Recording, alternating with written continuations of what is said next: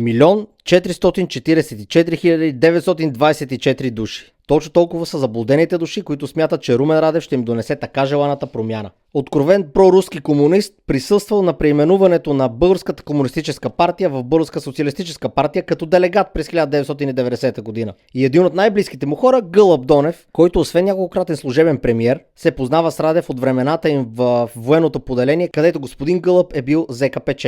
Завеждаш по политическата част. Откровенни комунисти. За пореден път в последните 3 десетилетия бяхте излъгани и тепърва ще го разберете. Защото когато петата колона, подчинена на руските служби в България, смени едни руски аватари в лицето на Бойко и Пеевски с други, промяна няма как да има. В България и олигархията, и прокуратурата е по съветски образец. Олигархията няма да бъде премахната, най-много да бъде заменена. В момента до новия спасител са се наредили Георги Гергов, Вълканов, Домусчиев, Васил Божков, Гриша Ганчев, тимаджиите. Ако за вас това е промяна, поздравявам ви. Но няма как и да очакваме кой знае какво от народ, който отървавайки се от комунистическия режим през 89-та, 4-5 години по-късно през 94-та си избра Българската социалистическа партия с над 2 милиона гласа. Тогава дойде на власт правителството на Жан Виденов, което помним как завърши.